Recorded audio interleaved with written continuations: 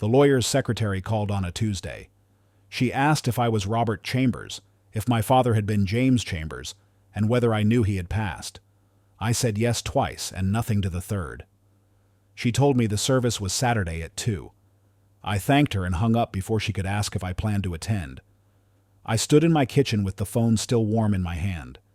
Outside, the maple in the yard was dropping leaves in the October wind.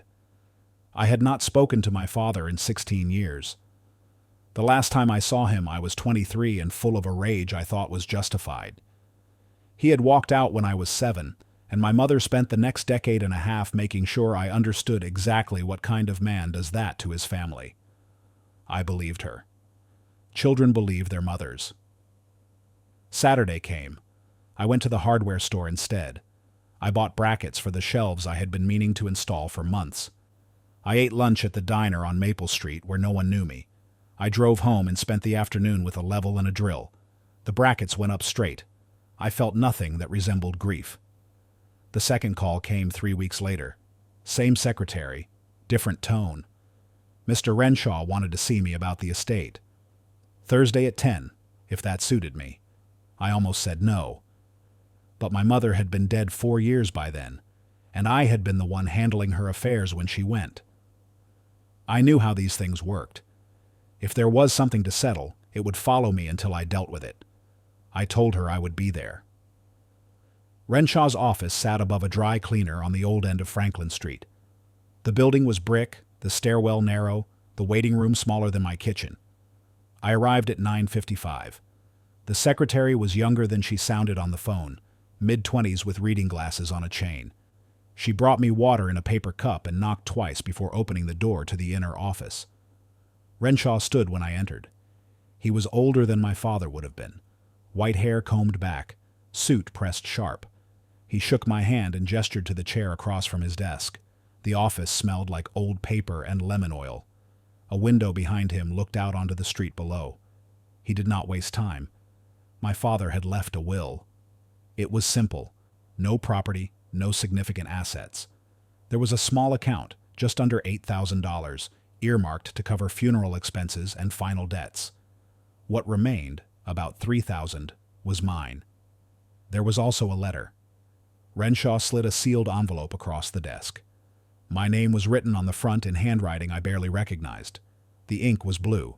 The paper was thick. He left specific instructions, Renshaw said. The letter was to be delivered only if you did not attend the service. I looked at the envelope. I did not reach for it. And if I had attended? Then I was to destroy it unopened. Renshaw folded his hands on the desk. He was quite clear on that point. He said if you came, you would have already heard what you needed to hear. I sat with that for a moment. Then I picked up the envelope. It was heavier than it should have been. Is there anything else? I asked. Only that he paid my retainer 2 years in advance to ensure this was done correctly. Renshaw's voice was even, professional. He wanted no room for error. I thanked him and left. I sat in my car in the parking lot behind the building and turned the envelope over in my hands. The seal was intact. I could see the thickness of the pages inside, more than one. I put it in the glove box and drove home. I did not open the letter that day, or the next. It sat in the glove box while I went to work, came home, made dinner for one. I taught history at the community college, mostly night classes for adults finishing degrees they had started years before. I liked the work. It was contained. I knew the material cold. I could walk into a room, deliver 2 hours on the Civil War or the Progressive Era, and walk out without carrying anything home. The letter stayed sealed for a week, then 2. I told myself I was not avoiding it. I was simply busy. Midterms were coming. My car needed an oil change. The gutters needed cleaning before the weather turned. Reasonable delays, all of them. But I thought about it. At night, mostly, when the house was quiet and there was nothing between me and the questions I had spent 16 years not asking. I thought about my father's hands, the way they looked when he worked on the old Chevy in the driveway. I thought about the morning he left, how my mother had sat me down at the kitchen table and explained that some men were not built for responsibility. I thought about the rage I had carried through high school, through college, through my 20s, a rage that felt like loyalty. On a Sunday in early November, I pulled the envelope from the glove box and brought it inside. I sat at the kitchen table with a cup of coffee and opened it. There were 4 pages, front and back, written in the same careful hand as my name on the envelope. The date at the top was from 2 years prior. I read the first line. "Robert, if you are reading this, then I know where I stand." His voice came through the words, calmer than I remembered, more measured. He wrote the way he had spoken in the few clear memories I had from before he left, when he would explain something to me with patience, breaking it down until I understood. He started with an apology, not for leaving, though he acknowledged the pain that must have caused, but for not fighting harder to stay in my life after. He said he had tried early on, but that the doors kept closing and eventually he stopped knocking. He said he understood how that must have looked to me. Then he told me why he left. He did not leave us. He was forced out. My mother had been having an affair with his brother, my Uncle Paul. It had been going on for months before my father discovered it. He found messages, small pieces of evidence, that built into something undeniable. When he confronted them both, my mother made a choice. She told my father that if he said anything, if he fought for custody or tried to expose what she had done, she would tell the court and everyone we knew that he had been abusive, that I was not safe with him, that she had proof. She did not have proof because it was not true, but she had Paul, who was willing to back her story, and she had me, young enough to be shaped by whatever version she chose to tell. My father was a machinist at the plant, a quiet man without money for lawyers or influence. He knew what a fight like that would cost, and he knew how it would end. So he made a different choice. He left. He signed papers that gave her full custody.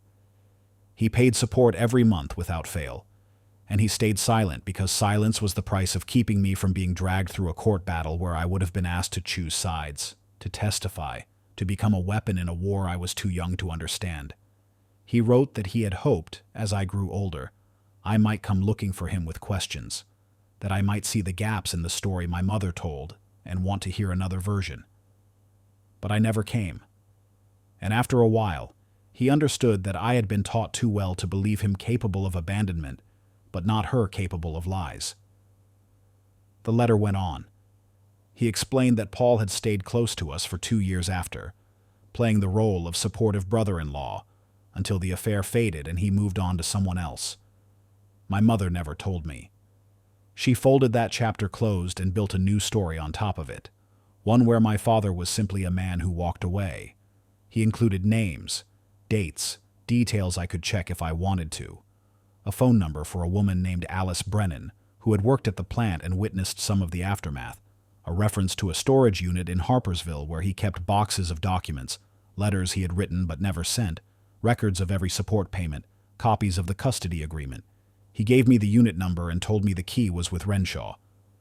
The last page was different in tone. He did not ask for forgiveness. He said he understood if I needed to hate someone, and that he could carry that if it helped me. But he wanted me to know the truth, even if the truth came too late to matter. He wanted me to know he had thought of me often, that he had followed my life from a distance, through mutual acquaintances and small-town information networks, and that he was proud of what I had built, even if he had not been part of it. He signed it simply. Your father. I set the pages down and looked out the window. The light was fading. The street was empty. I felt something shifting inside my chest, a structure I had built over years starting to crack at the seams. I did not know if I believed him, but I knew I needed to find out. The next morning, I called Renshaw and asked about the storage unit key. He said he would have it, ready by noon. I drove to his office, collected the small brass key from the secretary, and headed north to Harpersville. The facility was off the highway, a low collection of metal buildings behind a chain-link fence. I found Unit 37 at the end of the second row. The key turned smoothly. The door rolled up to reveal a space no larger than a closet, lit by a single bulb that clicked on when I pulled the chain. There were 3 cardboard boxes stacked against the back wall, each labeled with dates in black marker. I pulled the first one toward me and opened it. Inside were letters. Dozens of them, written on notebook paper, some typed, some handwritten. All addressed to me. None ever mailed. I read the top one. It was dated a month after he left. He told me about his new apartment, about missing me, about hoping I was doing okay in school. It was not poetic. It was not begging. It was just a father writing to a son he could not reach. I set it aside and kept digging. There were school photos he must have gotten somehow, images of me at 9, at 12, at 15, all mounted in a small album. Report cards or copies of them, a program from my high school graduation. He had been watching. He had been keeping track. The second box held documents, copies of the custody agreement, signed and notarized, bank statements showing regular withdrawals marked child support, going back years, a folder labeled evidence that contained printouts of messages, dates, corroborating details about my mother and Paul, enough to support what he had written in the letter. The third box was smaller. It held a few personal items, a watch that had been his father's, a photo of the three of us when I was maybe 5, my mother smiling, my father's hand on my shoulder. A notebook filled with what looked like journal entries, pages of thoughts written out in careful script. I took the boxes to my car. I drove home slowly, conscious of what I was carrying. By the time I got back, it was late afternoon. I brought everything inside and spread it out on the living room floor. I read until my eyes burned. I cross-referenced dates, checked details against my own memories, found the places where the two versions of my past collided. My mother had told me my father stopped paying support after the first year. The bank record showed otherwise. She had said he never tried to contact me. The letters proved that was not entirely true, even if they had never been sent. She had painted him as reckless, irresponsible, cruel. The documents painted a different man, one backed into a corner and trying to protect his child the only way he knew how. By midnight, I was not sure what I felt. Anger, yes, but it had shifted targets. Grief, layered and complicated. And something else. Something I had not expected. A kind of clarity that felt like cold water. I called Alice Brennan on Tuesday morning. Her number was still active. She answered on the third ring, her voice cautious when I explained who I was. I asked if she would meet me for coffee. She hesitated, then agreed. We set a time for the next afternoon at a place downtown, neutral ground. She was waiting when I arrived, a woman in her early 60s with gray hair cut short and sharp eyes behind wire-rimmed glasses. She recognized me immediately. She said I looked like my father. We sat by the window. I ordered coffee. She ordered tea, and I asked her what she remembered. She did not sugarcoat it. She had worked in the plant office when my parents' marriage fell apart. She knew my father well, had processed his time cards, had seen him every day. She also knew Paul, who had come around often back then, too often for a brother-in-law. She said the affair was an open secret among the crew. My father had tried to keep it quiet, but factory floors are small worlds.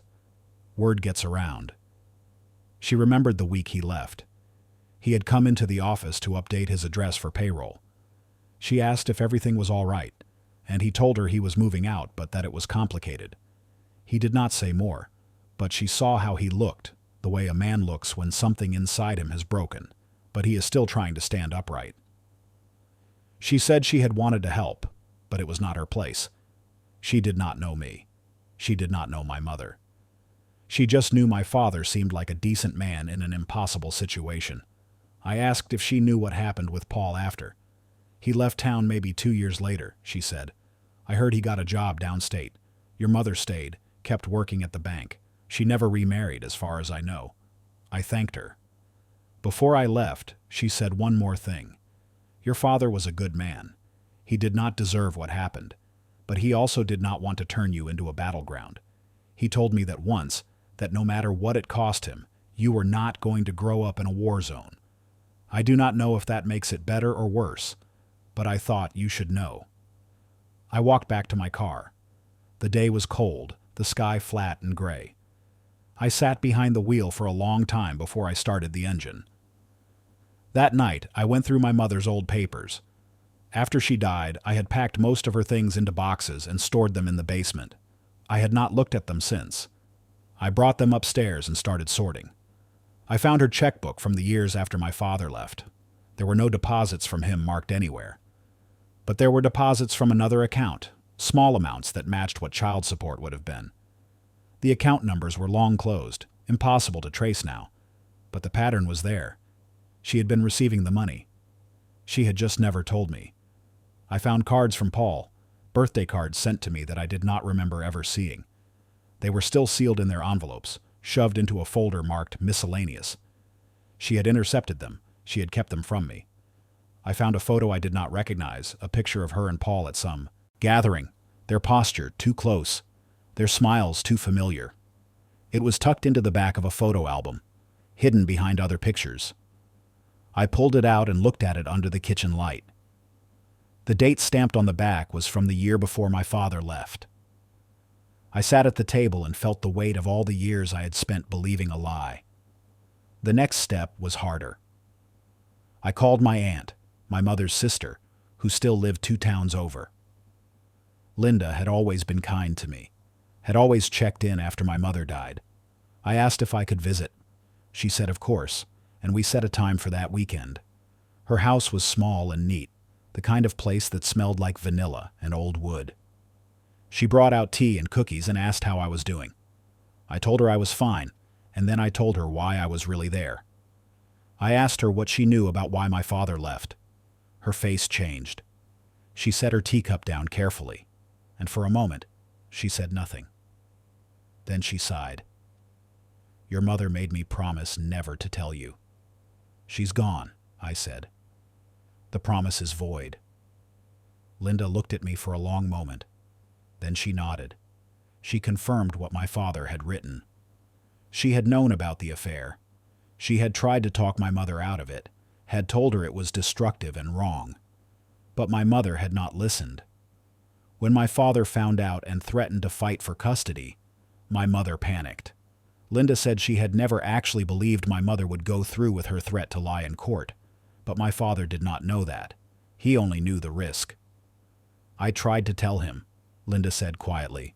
"After he moved out, I called him once. I told him I would testify if it came to that I would tell the truth. But he said it did not matter.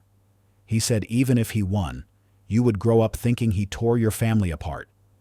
He said he would rather you think he walked away than think he destroyed your mother." "She destroyed herself," I said. "Maybe. But she was my sister, and I loved her. And you were just a child. There were no good choices." I asked her about Paul. She said he had stayed close for a while, then drifted. She did not know where he was now. She said my mother had never spoken of him after he left. "She built a wall around that part of her life," Linda said. "She never let anyone see it. I think she convinced herself over time that the story she told you was true, that your father really was the villain. People do that, you know. They revise history until the revision is all they remember." I thanked her and left. The drive home felt longer than it should have. Over the next 2 weeks, I kept digging. I found more pieces, small details that fit the pattern. A neighbor from the old house remembered seeing Paul's truck in our driveway late at night. A woman who had worked with my mother at the bank remembered her being unusually close with someone's brother, though she could not remember whose. Every thread I pulled led back to the same conclusion. My father had told the truth. I thought about calling Paul, but I did not know where he was or if he would even talk to me. Part of me wanted to confront him, to make him own what he had done. But another part, the part that sounded more like my father, knew it would not change anything. The damage was done. The years were gone. What I could do was sit with the truth and let it reshape me. I went back to the storage unit one more time. I brought the boxes home and went through them methodically, reading every letter, every journal entry, every scrap of evidence my father had kept.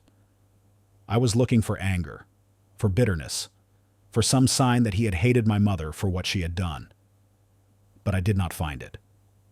What I found instead was grief and love. He wrote about missing me, about hoping I was happy, about wanting me to have a life free of the poison that had seeped into his marriage. He wrote about the small things he remembered, teaching me to tie my shoes, reading to me before bed, the way I used to laugh at his terrible jokes. He wrote about watching me from a distance and feeling proud and heartbroken in equal measure. In one entry, dated 5 years after he left, he wrote, "I do not know if I made the right choice. I only know I made the choice I could live with. I could not let him be a weapon. I could not let him grow up thinking love is a courtroom. So I became the villain in his story, because villains are easier to leave behind than ghosts." I read that line over and over. I thought about all the times I had cursed him, resented him, used his absence as an explanation for every hard thing in my life. I thought about the version of him I had carried in my head, a man who did not care enough to stay. And I thought about the man in these letters, the man who cared so much he walked away. The rage I had carried for 16 years did not disappear. It just found a new home.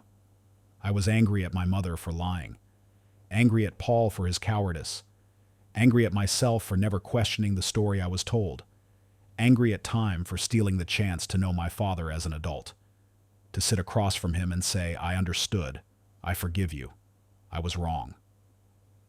But underneath the anger was something quieter. Respect. For a man who chose silence over cruelty, who let himself be misunderstood so his son could grow up without scars. I did not know what to do with that. On a cold morning in December, I drove to the cemetery where my father was buried.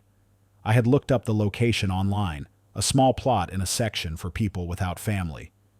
No headstone yet, just a temporary marker with his name and dates. I stood there in the wind and tried to think of something to say. I told him I read his letter. I told him I believed him. I told him I was sorry I had not come to the funeral, sorry I had wasted 16 years hating him for something he did not do. I told him I understood now what it cost him, and that I wished I had known sooner, while there was still time. I stayed until my hands went numb. Then I went home and called a monument company. I ordered a headstone, simple but solid, with his name and a line I thought he would have liked. He did what love required. When it was installed 6 weeks later, I went back. The stone looked right, clean and plain and permanent. I stood there again, and this time I did not apologize. I just said thank you. Life went on, the way it does. I kept teaching. I kept living alone in my small house on the quiet street. But I was different now, lighter in a way I had not expected. The weight I had carried, the bitterness I had nurtured, had been built on a foundation that was never solid. Now that the foundation was gone, I did not have to carry it anymore. I thought about my father often. I wondered what he would have been like if we had been able to sit down together, two adults with enough distance from the past to talk about it honestly. I wondered what advice he would have given, what jokes he would have told, whether we would have liked each other. I would never know, but I knew enough. I knew he had loved me in the only way he could. I knew he had sacrificed his own story so mine could be simpler. I knew he had spent years hoping I would find my way to the truth, and that he had left me a map in case I did. I kept the letters. I kept the photos. I kept the journal entries. And sometimes, late at night when the house was quiet, I read them again, hearing his voice in the words, learning who he was 1 page at a time. The will had been simple. No property, no wealth, just a small inheritance and a letter. But the letter was worth more than anything else he could have left me. It gave me the truth. It gave me my father back, not as the man I thought I knew, but as the man he actually was. I had missed his funeral. I had missed 16 years. But in the end, he made sure I heard from him anyway. And what he said changed everything. I keep the last page of his letter in my wallet now, folded carefully, the paper soft from handling. Sometimes I take it out and read the final line again. I hope you build a good life, Robert. One you are proud of. One you do not have to run from. I am trying. Every day I am trying. And I think wherever he is, he knows that. I think he would be proud. I think that is enough. The truth came late, but it came. That is more than some people get. That is more than I deserved, considering how long I refused to look for it. But my father, patient even in death, waited until I was ready. He left the door open. He left the map. And when I finally walked through, I found not the villain I had expected, but a man who loved his son enough to become one. I do not know if I have forgiven my mother yet. Some days I think I have. Other days, the anger rises again, sharp and fresh. But I am learning to hold both things at once. Love for who she was to me, and anger for what she took from both of us. Maybe that is what maturity is, the ability to live in the contradictions without needing them resolved. What I do know is this: I will not waste any more years hating the wrong person. I will not carry lies as if they were truth. And I will not let fear or pride or stubbornness keep me from seeing what is real, even when real is painful. My father taught me that, even though he was not here to say it out loud. He taught me through his absence, through his silence, through the careful way he documented his love in letters he never sent.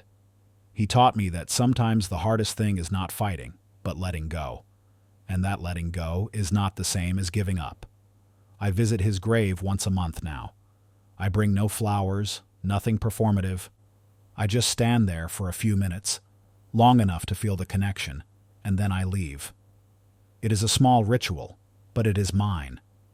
It is my way of saying, I see you now. I know what you did. I understand. And I hope somehow he hears me. The world keeps turning. Classes keep meeting. Seasons change. But I am not the same man I was before I opened that letter.